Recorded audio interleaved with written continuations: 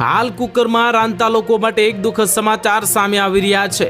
દરેક ભારતીય રસોડામાં પ્રેશર કુકર એક અનિવાર્ય સાધન બની ગયું છે અને તે સમય અને બળતણની બંનેની બચત કરે છે, પરંતુ જો તેના ઉપયોગ કરવામાં સહેજ પણ બેદરકારી રાખવામાં આવે તો તે એક જીવલેણ બોમ્બ સમાન સાબિત થઈ શકે છે।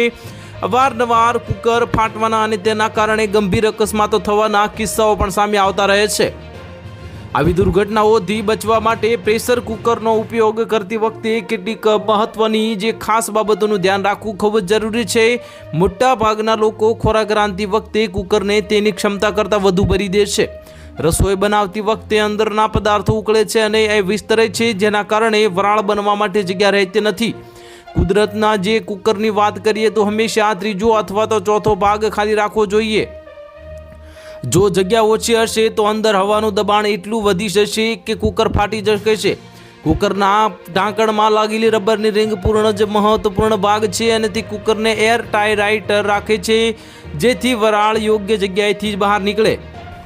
ઘણીવાર રબર ઢીલું કે કડક થઈ ગયું હોવા છતાં તેને બદલતા નથી।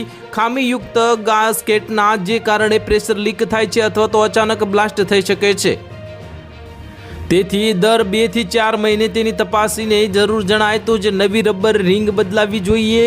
ગેસ બંધ કર્યા પછી કુકરને પોતાની મેળે જ ઠંડુ દવા દેવું જોઈએ અને બધું પ્રેશર પૂરું થઈ જાય પછી જ ઢાંકણ ખોલવું જોઈએ। રસોડાની આ નાની સાવચેતીઓ તમને અને તમારા પરિવારને મોટા અકસ્માતથી સુરક્ષિત રાખી શકે છે। કુકરનો સાચો ઉપયોગ જ સમજદારી છે। તો હાલ માટે આટલું જ। મળીશું નવી અપડેટ સાથે। જો તમને વિડીયો પસંદ આવતો હોય તો વિડીયોને લાઇક કરી દેજો, ચેનલને સબસ્ક્રાઇબ કરી બાજુમાં આવેલા બેલ આઇકનને દબાવી દો, જેથી તમને આવા સમાચારની અપડેટ મળતી રહે।